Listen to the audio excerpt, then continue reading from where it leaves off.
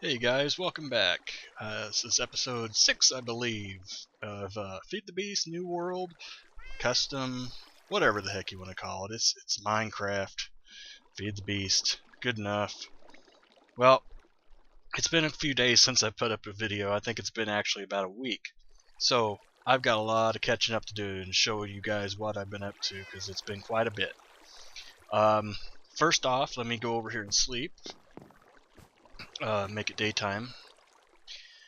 And the first major thing that I've done has been to I've moved my production of the biomass over into the new house. Now I'm going to slowly be migrating all of my stuff over into this other house. Eventually, I mean, this is going to be my house, so everything will be here. But let me show you the setup that I got.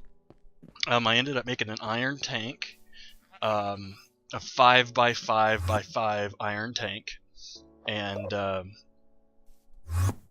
an Enderman, I think, upstairs. He's okay. And then I've just moved my basic setup from over at the other place over to here. So I got just one engine being fed off of the fermenter, and just your basic setup with the 2 hoppers and saplings. And it looks like right at the moment I've got about what is that? 1,000 buckets of fuel. So that's great. This right here is a liquid tesseract. I use this to basically send the fluid from here over to my engines that are in the old house, and once I move those over here, I'll still be using these to transport the liquid. I've got a couple more of those to make for my other engines over there, so we'll be going through that here in a few minutes. As of everything else in here, right at the moment, it's kind of bare. The other thing is, I remember mentioning back in, I think, episode 2 or 3, I can't remember for sure, that I was going to make a road between here and the other village that I found. Well, it was a little bit further away than I remembered it being. It looks like 698 meters from here. And I did finally finish the track to go over there, but I don't have a train yet. And as you can see, I don't have any powered rails, and there's a reason for that. Again, I'll show you here in a few minutes what we're going to be doing. Other than that, my farms are doing just fine. I've picked up a few kitty cats. These guys are doing great at keeping the creepers away. I'm a big cat fan in real life, so I mean, for me, I always got to have my cats. Let's see. The other thing that I've been doing too, and the other thing that I did with the track out there, is I actually was using a turtle to build the road. And so what I'm also going to do is I'm going to build a turtle to pick my sugar cane out here. And I readjusted what it looked like and had a creeper blow up on me. And I've only found one cow so far. I'll take care of that pretty soon. But I'm going to have a turtle picking this stuff here for me and just dumping it into this chest. That's one thing I don't want to run out of, is that, because, well, first of all, I need the sugar for the cobblestone for my house. That's that white cobblestone over there. I've got to have sugar for that. The other thing too is, like I mentioned before, once we get into Mistcraft and to Thaumcraft, we're going to definitely need a lot of paper. So we're going to get started by finding some iron. There's some right there, and we need 8. Let me just clear that out. We need 8 ender pearls. So by using our minium stone, there's 6 of them. Get a few more iron. Iron right there. And 1, 2, 1, 2, 1, 2, 1, 2. Okay. And then we're going to go up here and we're going to throw this into our magma crucible. Flip on our engine and throw those in there. And I've already made up the Tesseract frames, and sorry I didn't show that on camera, but I was in desperate need of getting these things done. I was in real bad shape, actually. And so I went ahead and made up the frames and made 2 of the Tesseracts, but I'm making the other 2 right now. We'll let those cook up real quick while we come down here. And we are going to make up, let me find it here, a locomotive, a steam locomotive. So we need 2 mine carts, some high pressure boilers, and solid fueled fireboxes. So let's start with fireboxes. And we've got brick, fire charge, and a furnace. So let's go ahead and set up that real quick. Furnace and a fire charge, and that'll give us 2 of those. The next piece we need was the pressure boilers. We need 4 of those. And then I'm going to have to run back upstairs and grab the Tesseracts real quick. A little hiccup right there. Okay, we've got the unattuned Tesseract, so we can turn this thing back off. Okay, the next thing we're going to need is... Where did I... Oh, there it is. It's right there in front of me. Iron. And we need some carts. Need 2 of those. And what was the last thing? I don't remember. Oh, iron bars. Surely I've got iron bars. Everybody's got iron bars, right? I mean, it's a necessity in this game.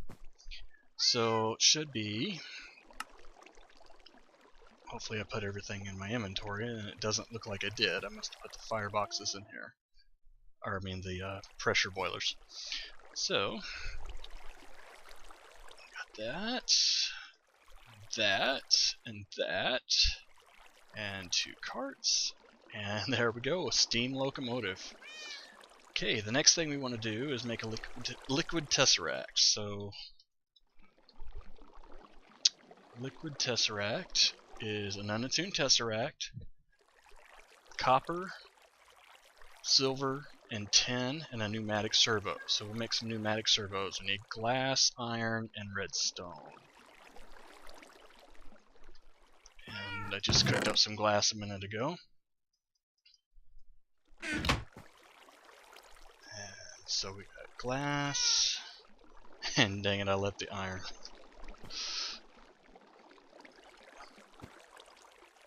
Such a noob sometimes. Glass and redstone. So 2 servos.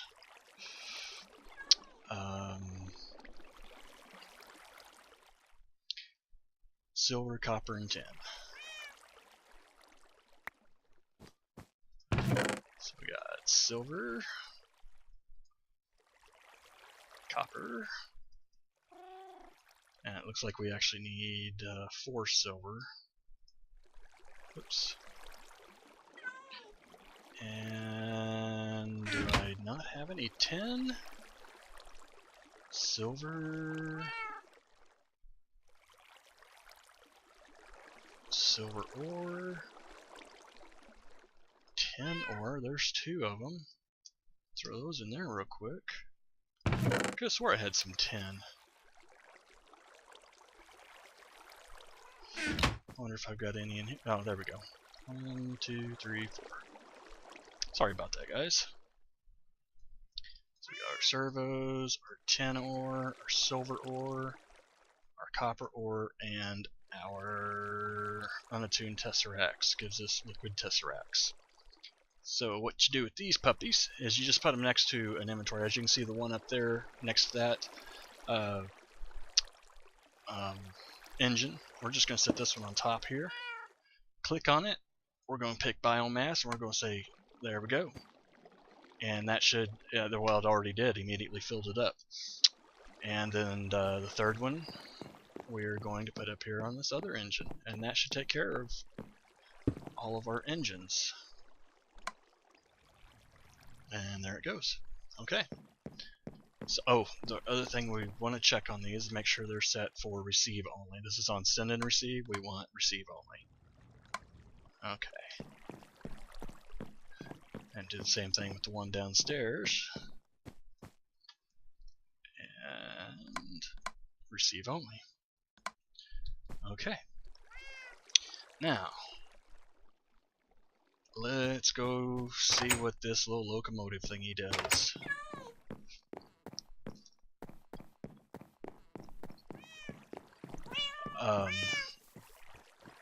Like I said, I've been messing around with the turtles lately. There's my old engine. It was very, very slow. So what we're going to do is we're going to throw that on there, and we're going to grab this guy, and where the heck did he just... Oh, there he go. He disappeared there for a second. I was like, what?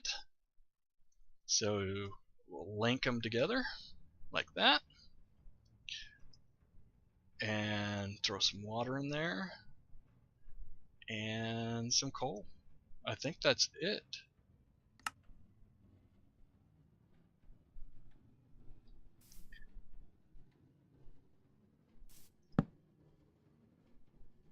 I don't know.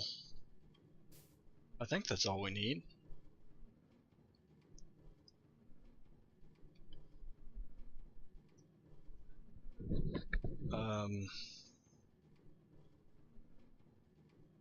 Sorry, I was adjusting my headphones there. I hope that didn't hurt your ears. But the reason I decided to go with the locomotive is because occasionally you get things on your track, and unless they've changed it, this will kill anything on the track. Literally. Oops. It was going the wrong way.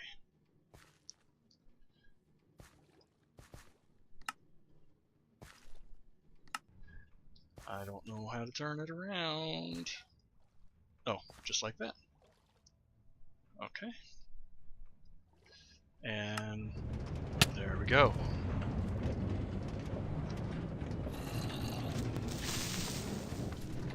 See, look at that. A lot faster than... Well, you didn't see the other one, but this is a heck of a lot faster. I mean, it even got us past that creeper before he blew up. So, smoke in the face, but hey, I'm not going to complain. This is a heck of a lot better than what it was. I'm afraid I'm going to run out of water before we get there, so I'm going to try and snag some water as we go past That's pretty cool. I didn't even know about that. Oops. No! It's gonna take off without me! Oh no! Okay guys, I'm gonna... Bye! I'm gonna pause the video until I catch up with it. I'll be right back. Okay guys, welcome back. I caught up to the locomotive here. Basically, I just made it come over here to this other village.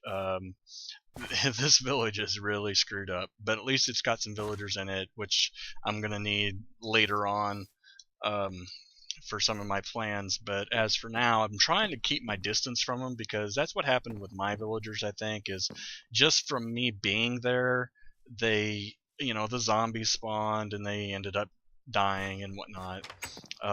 So keeping that in mind, I'm just not going to worry about it. So I'm going to go ahead and head on back and get started on that turtle that I was telling you about for picking my my sugar cane. So again, I'm going to go ahead and pause the video until I get there, and then we'll make us a turtle. I'll be right back, guys. Okay, guys, welcome back. It's time to make us a turtle. Pretty simple. Just take glass pane, piece of redstone, and some stone. Make yourself up a computer like that, and throw that thing right there in the center with a chest. Surround that with some iron, and that gives you a turtle.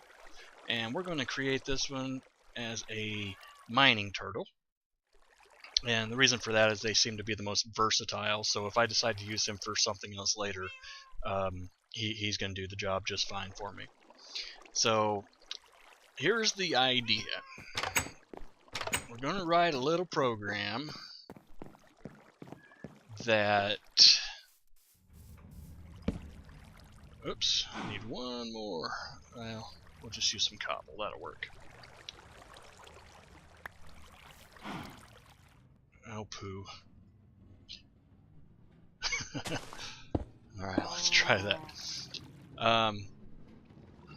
Actually, I need two more. How about that? We are going to set him right here. And first thing we're going to do is we're going to label him. I'm going to just call him Farmer. Okay, and the reason we do that is because if you write a program on a turtle and then destroy it without naming the turtle, then it loses it. It loses the program. So now that he's set, what we're going to do is we're going to write a little program to make him basically just go across the top here, and if there's something underneath him, he's going to pick it. And then when he gets done going around, he's going to come down, he's going to dump it into this chest. And actually, I think I'm going to move this chest over like so, and that'll actually be a few less lines of code. So I'm going to go ahead and write that program, and I will be right back, guys, and I'll explain it to you. And welcome back, guys. Alright, we're going to go through this quick little program that I wrote. It just took me a few minutes to do this. Didn't want you to have to suffer through it. Basically what we want to do is we just want to go down one side, turn around and come back the other side, and pick anything that is below our turtle as it goes. So our first, what we call a function. Now I'm not going to give a full tutorial on computer craft. That's way beyond my knowledge. I just know the basics, but enough to get by. So basically what we want to do is, or what I have done here is I've written what are called functions. And each function is essentially a task. So the first function is to pick. So as you can see, function pick. And what I've done here is I've written a for loop saying that I want this to loop 10 times. So that's why my variable equals, which is I, equals 1, and I want it to do 10 iterations of this loop.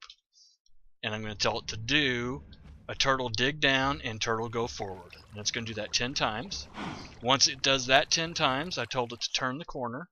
So it's going to turn left, and then it's going to do another for loop for 2 iterations, and it's going to do the same thing as pick, only it's going to do it twice. So dig down and forward, and then it's going to turn left again, and then it's going to, if you look down here in the main program, it's going to turn and it's going to pick again, and then once it gets done there, it'll turn left, and then it'll get back to where it began, and it's going to do this function drop off.